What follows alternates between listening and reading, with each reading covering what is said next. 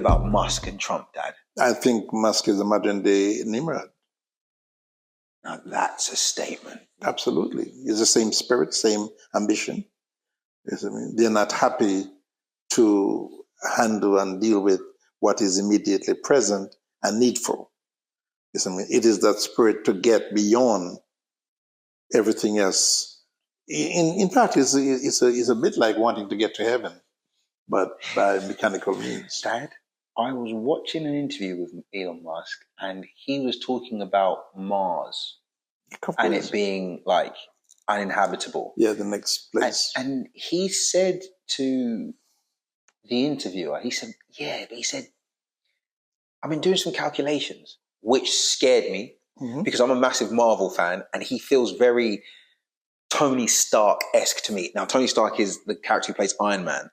And at the end of the whole series, he ends up dying because he's just, because of how he is, and he puts himself in a position of responsibility and accountability. Anyway, the point of what Mr. Musk was saying was that he was like, if we drop several nuclear bombs at the same time on Mars, it will generate enough heat to heat up the planet so that over a period of time, we can start to put infrastructure and things in place that will make it habitable, basically. Now, none of what he said alarmed me until I looked in his face and realized he's not joking. Which means if he's willing to say this in this public forum, then what on earth are the levels of conversations he's potentially having privately that will go far beyond something that to most of us would like, you can't go and do that. Yeah. So when you say that he's a modern day Nimrod,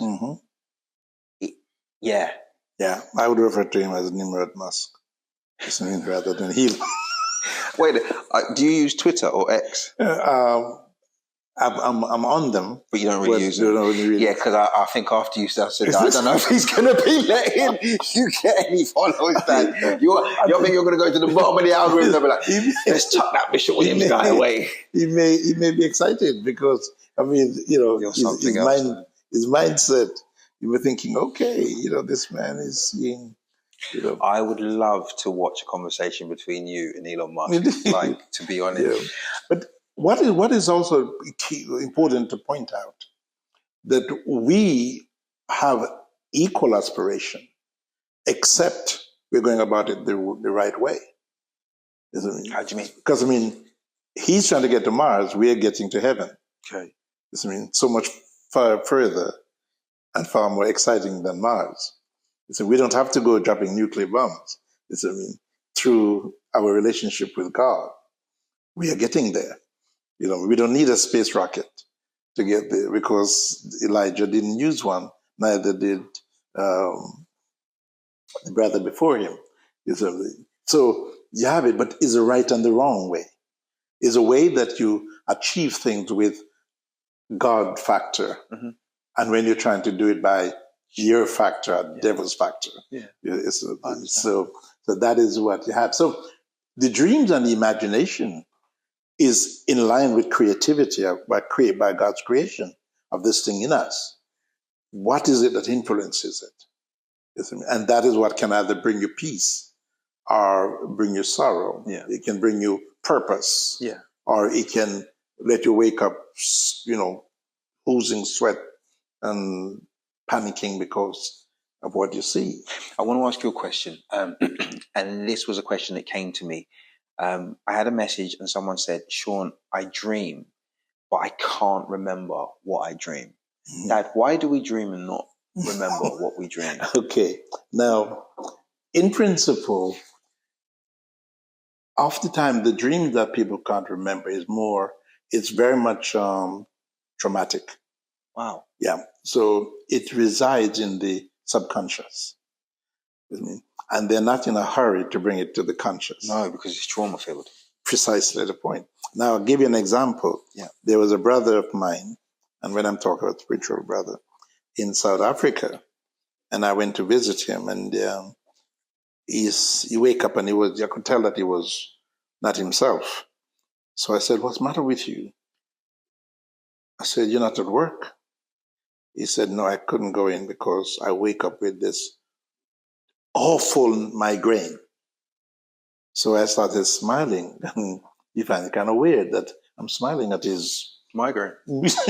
It's a debilitating thing. Exactly. I don't suffer from them, but people that do, they tell me Precisely. that, because I've always looked at it as a headache. Yeah. Apparently, it is a headache on times a million. That it can cause you to be paralyzed in terms of you can't move. Absolutely. You just can't think straight and all these other things. So when he said to me, "Why are you laughing?" I said to you, I said, "I can tell you what happened to you last night." He said, "What?" He said, "I said you had a dream that was so horrific that it triggers this pain in your head." Wow. She said, no, I didn't. I said, yes, you did. I said, I'm going to give you a minute to look back, to go back in your mind as to what it was you dreamed. And within that minute, he said, you know what? I remember now what I dreamt. For the whole that time, he couldn't remember. Because what was it then in that moment that you think allowed him to identify safety? He felt safe. You know what I mean? So rather than going back, it's like a lion attacked you down the road, and you gotta go back to look for the lion. But you don't want to go back by yourself. But here's somebody with a gun. Yeah, he'll go and walk back. Yeah. Okay, we're gonna go back and look for it. So when I said, you said this is what it is. First and foremost, I knew it was a dream. He didn't tell me. He just said he wake up with a migraine. I was one who told him that what transpired in the night. So as he began to think back on it, he said, yes, I did. I can remember now. He said, I dreamt that, let's put it this way, like my father was killing my mother. And I was desperately trying to save her. So I said, yeah, there you go.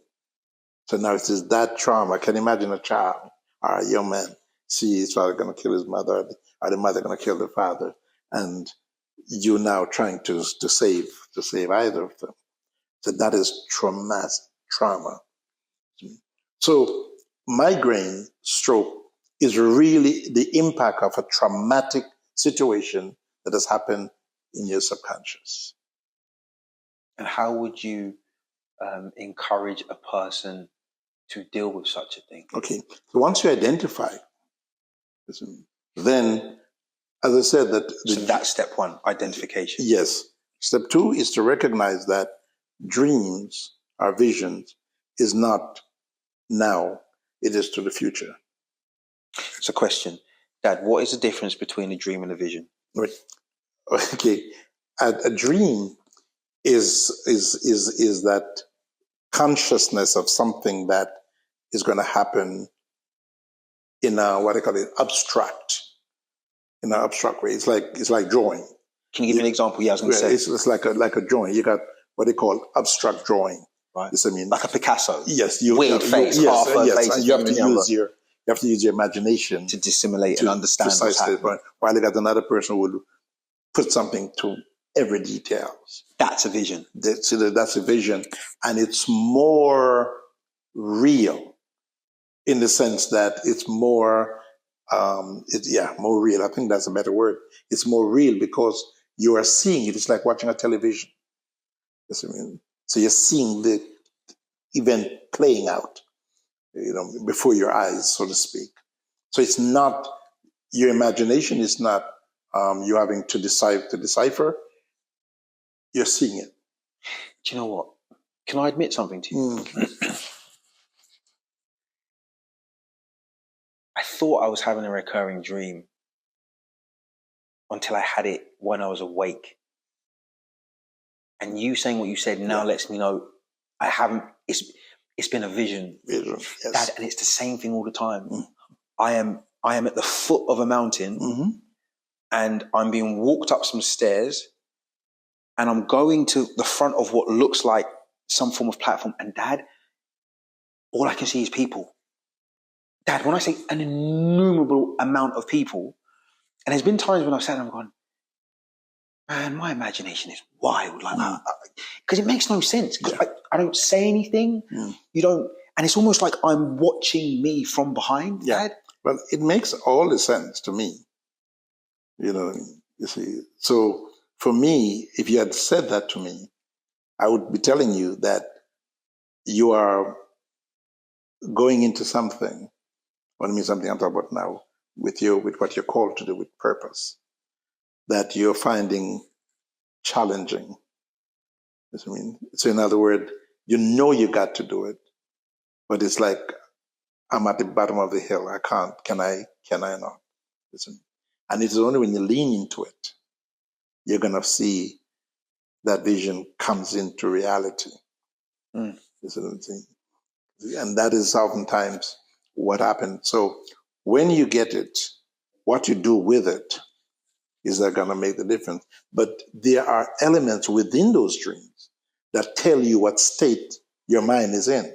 Okay. You know what I mean? For example, if a person comes to me and says, okay, I'm having a dream and I'm running away. So then I immediately said, okay, tell you what.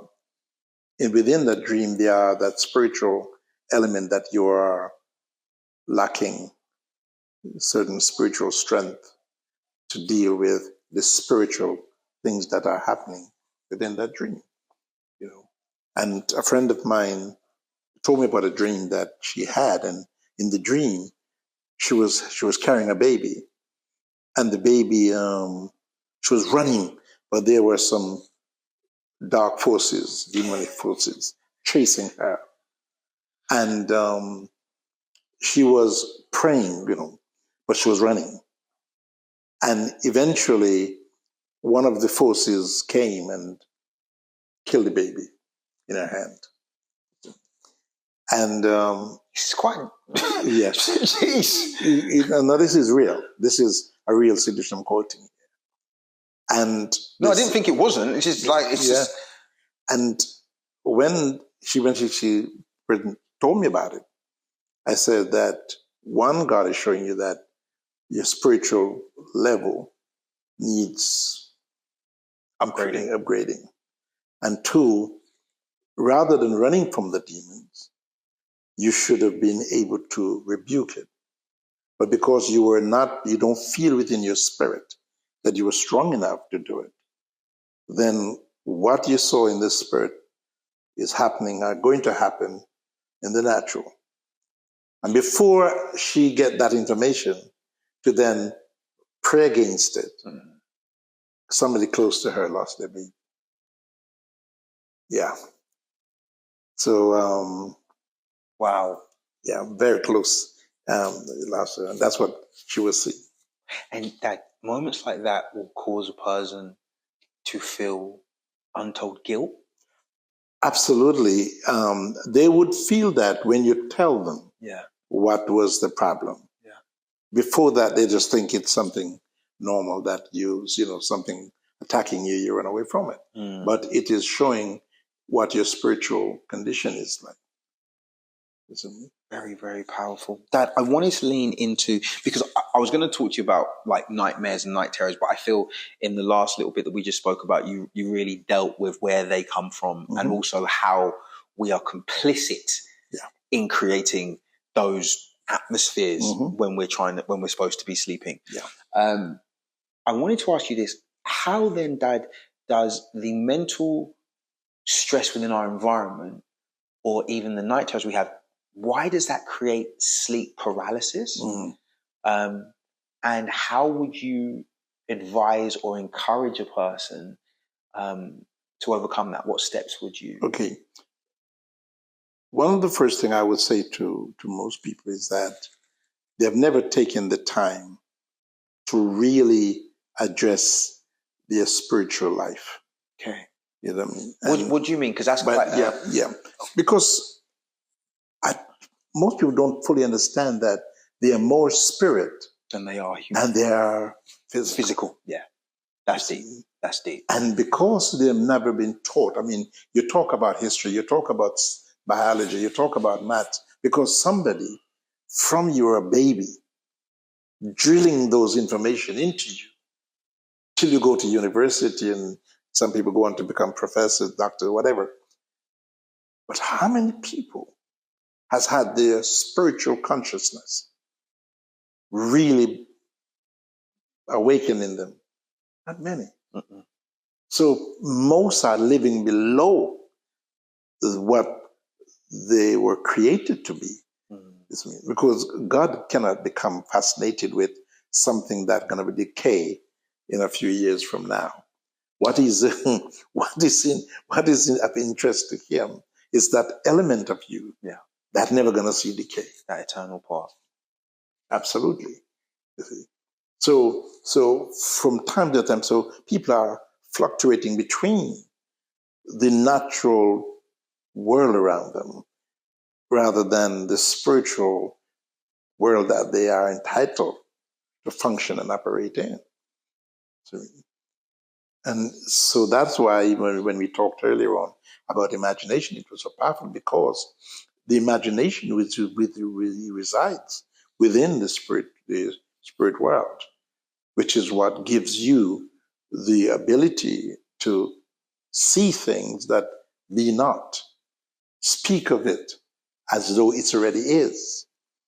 So that is what makes the difference. And when a person, no matter who, what condition they are spiritually, can imagine things or have vision for things, they are unstoppable. That's why people like the Nimrod Musk is the way he is. Stop calling that man Nimrod Musk, Dad. What's wrong with you? That's why for him, he take it as a joke because of his ability to imagine. Dad, I always find it super fascinating that a book that people deny so obstinately, yet you as soon as the minute you said Nimrod Musk, I'm like 100%. Millennia down the line, here pops up the same spirit. In the same kind of moment, which... So, Dad, before I get carried away, if we wanted to encourage people or even lean them into, because don't worry, I'm going to, just based off of what you said today, this is something that I feel like people need to be able to come and listen to you speak about and then ask questions, because without, obviously divulging more than I need to, Dad, the amount of people within my network of acquaintances, some of my colleagues, some of my friends, that it's alarming to me, the amount of people that are not in control of their emotional self. And it's only when, when you get to a place where you can't hide it anymore, that to those that maybe can see a little bit deeper, you realize that people need help. It was this morning, I went to grab a drink and I saw the barista and I have a lovely relationship with the person, and I could see they were deeply troubled. And I was talking, having my little surface conversation. I was like it was weird because I didn't even say, how are you? I said, how did you sleep? I was like, terrible. And they just went, my mental health has been. And then we were speaking and I was saying to them, I was just like, look, I need you to understand something, because they've just done something really cool in their life where what they used was what I call the human element of faith, where there are certain laws that God has put in the earth that we can transact, whether you have spiritual relationship or not, just by virtue of creation and position. Natural thing. And I said to the person, I said, isn't it amazing that if faith cometh by hearing, and hearing by the word of the God you serve. Right. Because I said, you're not using the spiritual version of that's it. True. And I saw the person's whole go, oh my gosh. And more so to the place of it being, Dad, that I said, how about you take, and this person leans into, like, they come from a Christian background, so on and so forth. And I said, have you ever taken the time to listen to Psalms? Or even the Gospel of, or the Epistle of? And they said, why? I said, because faith comes by hearing. That's right. And hearing by the thing that you surrender to. Of course. And that it was just the kind of it's almost like for a moment you break them out of the prison that they're in. And so the first thing I want to say to you, what would you suggest, like 3 very simple steps that a person could do, or even 2 simple steps that a person can do before they go to bed or the first thing when they wake up? What would you? I would say that they take their Bible, Okay. opens it, and begin to meditate on it. Okay. So they could take a chapter, and of course there are some scriptures that are more pertinent for people's everyday situation than others. So for example, if you look at Proverbs, it's filled with wisdom. That Proverbs is a long book, it's like 30 odd chapters. But then, I mean, they got many chapters. So then give me some. Yeah, so but a person will go to Google right now and they'll type in Proverbs and the whole thing. So you can right now go to. Yeah, so what they could do, they can go to Google and whatever they feel is their problem. I know, but you're going to have people that are listening to you that are like, I love Sean's dad. And I believe Sean's dad knows exactly what I need. Yeah. So he should tell me where in Proverbs. Okay, let's say, for example, you got Proverbs chapter 1. Perfect. Chapter 2, chapter 3, 4. These all leading into various aspects of everyday life. Okay. Which gives you really very, very good information that you can digest. For me, Psalms. Perfect. Psalms 91 is another one. 23. Yeah, Psalm 23 is another one. Psalms 100 is another one. Psalms 139. 139 is another one. Psalms 1. Absolutely. Psalms 103 is another. 34. Psalms 7 is another. Perfect. Yes, I mean, so you have these, and these deals directly. One I was reading the other day that's so profound, and especially for older people. Older people? Yes. What's the cutoff for older people? When they reach 35. So why are you touching me? Don't touch me. No. As you sort of get beyond your 50s and, moving up to your 60s, according to the Bible, it says that your allotted time is 70. So therefore, if you're feeling strong, by virtue of strength, you might go a little bit further. Yeah, look a bit. I intend to go a lot further. Hey, go on, Dad. Go on, live some life. Exactly. Give me some free childcare. Yes. So I would say that once you sort of hit the 50 going up, then you begin to feel the awareness that your age, and you see the signs, and you see and feel the symptoms, etc. of old age. But here, reading Psalm 71, it was the David was asking God that when I am old and gray-headed, I still got some black hair in my head, so and gray-headed, he said, "Do not leave me alone, because I need to pass on to the next generation your goodness and mercy." Now that was so inspiring to me, to let me know that I have a purpose getting old, and that is to pass on wisdom and knowledge and understanding of who God is to the next generation coming up, etc. So it's there. Also, why I love that you spoke about David was because, Dad, in modern times, David would have been running from the mental health service. If he was to live in, Dad, this is a person that would slay a giant, then run into the wilderness, feign himself to be mad, right, spitting on himself, Dad, right, would hide in a cave with cutthroats, right, to then go and restore a nation to a prominence that God had always intended for them. So in terms of when we talk about mental health, he would have been the perfect specimen to look at, because the one consistency through the inconsistency of his environment and his life was that he would always anchor to God. Yeah, he loves God. Whether it was going great, Dad, or if it was going terribly, his whole thing would be like, I just got to get back to God.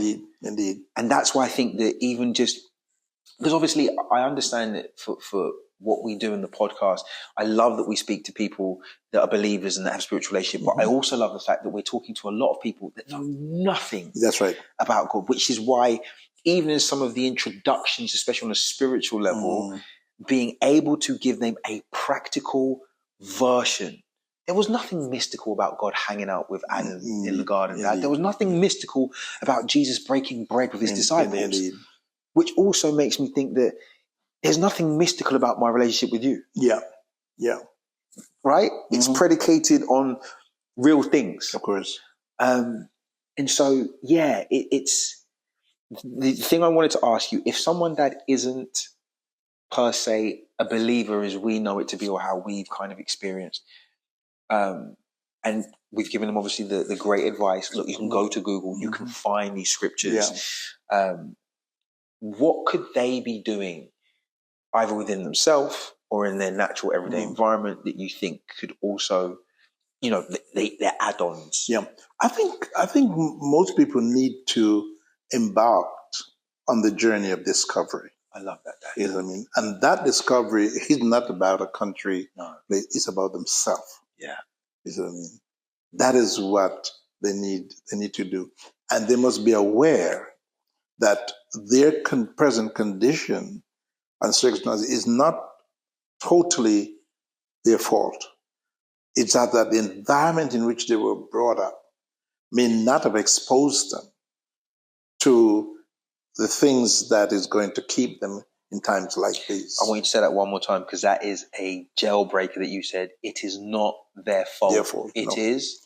It is, is that they're exposed. They were never exposed to the things that is going to make their life different. You just made it way more complicated. You said it was their environment. Oh, they're the environment. So one more time, so it's not their fault. No, it's really about the environment in which they were exposed. Yeah. So if you were never exposed to the things that is going to meet you on these three levels, then you're going to fall short. You're going to be an handicap. You know what I mean? And that is what a lot of people are dealing with, because what they were fed that were going to be a keeping force or keeping power within their life, everybody's now seeing it, that it has failed. And that's where they're in trouble. So I liken it to, say, for example, AI. Okay. Yes. Now, everyone who has a phone, tablet, computer, recognize that this speech recognition thing is taking over your conversation. You see what I mean? And it's learning every day what you think, how you think, how you operate, what you do, what slogan you use, etc. And it will get to that point where it can anticipate a whole sentence before you even finish mentioning the first word. And it's the same thing with a lot of people, is that because of what they were fed, life in general has now taken over their thought process, their action, and everything, and they feel like they're losing themselves. For a lot, they've lost themselves. So it's rediscovering, and begin to ask, who am I? And going to the right place, right people, to give you the solution to it. And that's why, for me, I think being able to sit down and listen and to participate and to, assess where you are and discover who you are is so important. Can I say something? Brilliant. I learned so much in that. Thank you. Honestly. And I'm excited for people to be able to access you, Dad. I don't know what it is. Sometimes I listen to people when they send me a message, and it's almost like I can feel what they feel. Yeah. And I don't know, I feel like we found a platform to digitally send medicine right? Yes. It's almost like we're an airborne ambulance. Absolutely. Honestly, Dad. Absolutely. I'm thankful for you, and even though your little disappearing act when you went away, I love it because you've come. What are you looking like that for? What are you looking like that for? Disappearing act. Oh, well. Yeah, yeah. Well done. Well done. But as I was saying, just fantastic, Dad. Yeah. And it's amazing to have you back. And I can feel your energy and your excitement, your verve, vigor, and your restedness. To everybody that's joined in with us, thank you so much. Also, please sign up to the Patreon that is below here now. You can hit my dad on you can hit my dad on all his platforms, Instagram, TikTok. Look, we want as many of you to get over to the TikTok. Please join that. We've also got we've got some visuals we're bringing you because we think we're going to have a little bit of literature for you for the end of this year. As well as a live show, and you know that we're coming with the merch. Of course. So we hope you have an amazing rest of your week. Please like, subscribe, share. Please send this to friends. Cut it. Send it on as many places and times and ways that you want to. From me, have a great day. From my dad. Blessings to you. And we'll see you next time. Bye, guys.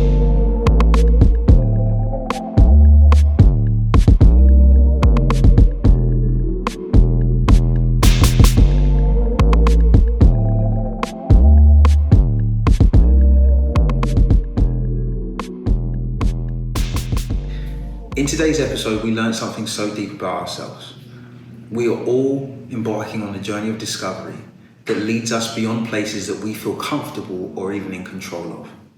Today, I didn't even realize that my environment, along with my emotional state, along with my spirit, they all shape and fundamentally have an influence on what comes through me and what I think about even when I think that I'm sleeping. So the best thing I would say to you today that see yourself as valuable and important enough to surround yourself with the things that allow you to have your best output. If our mind is like an irrigation system, then the things that we put in it will determine how it flows through. To keep that water pure, whether it's with the things that you say, the things that you do, or what you listen to. You are in control and in charge of how you're affected in moments when your subconscious is at its heightened self. But more than that, your imagination is a divine communication tool that God has put inside every single one of us. How do we keep it clear? By investing, mining, and depositing in things that are holistically good for us.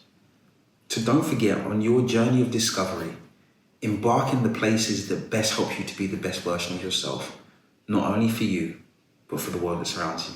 See you next week, guys.